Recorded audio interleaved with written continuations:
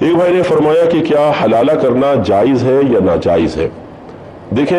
Pre plan حلالہ کرنا یہ مکروہ تحریمی ہوتا ہے۔ پری پلان کا مطلب پہلے ہی شرط قرار دے دی جائے کہ ہم اس شرط پہ نکاح کریں گے، تم اگلے دن طلاق دے دو گے، یہ غلط ہوتا ہے۔ نمبر 2، پیسے طے کر کے کیا جائے، یہ بھی غلط ہے۔ تیسرا یہ کہ باقاعدہ بورڈ لگا دیا جائے یہاں حلالہ کیا جاتا ہے، اس طریقے سے مطلب معاملات کیے جائیں، یہ بھی ایک غلط صورتحال ہے۔ اور اگر ایسا ہو کہ جیسے بعض اوقات شوہر غضبناک ہو کے 3 طلاقیں دے دیتا ہے، اس کے بعد اس کو پچھتاوا ہے، ندامت ہے، حسرت ہے، وہ اپنے کیے پہ بہت زیادہ نادم ہے،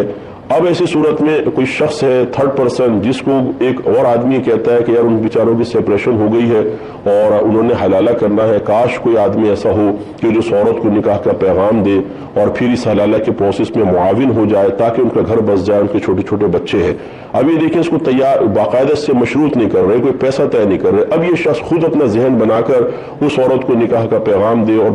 باقاعدہ حلالہ کا پروسیس ہو، تو امام اعظم ابو حنیفہ رضی اللہ تعالیٰ عنہ کے نزدیک اس شخص کو ثواب حاصل ہوگا۔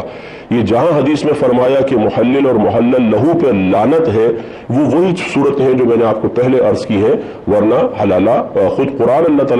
اللہ تعالیٰ فرماتا ہے کہ فَإِن طَلَّقَهَا فَلَا تَحِلُّ لَهُ مِن بَعْدُ حَتَّى تَنكِحَ زَوْجًا غَيْرَهُ، کہ پھر اگر شوہر اپنی بیوی کو تیسری طلاق دے دے تو یہ اپنے پہلے شوہر کے لیے اس وقت تک حلال نہ ہوگی جب تک کہ اس کے علاوہ کسی اور شخص سے نکاح نہ کر لے۔ تو یہ پروسیس تو اللہ تعالیٰ بیان فرما رہا ہے۔ اگر مطلقاً حلالہ حرام ہوتا، مطلقاً یہ مکروہ تحریمی ہوتا، تو بتائیے کہ قرآن میں معاذ اللہ ثم معاذ اللہ حرام اور مکروہ تحریمی افعال کے احکام ذکر کیے جا رہے ہیں، تو یقینی سی بات ہے کہ اس کی کوئی جائز صورت بھی ہے، تبھی تو اللہ تعالیٰ اس کو بیان فرما رہا ہے۔ وہ وہی ہے جو میں نے آپ کی خدمت میں عرض کر دی۔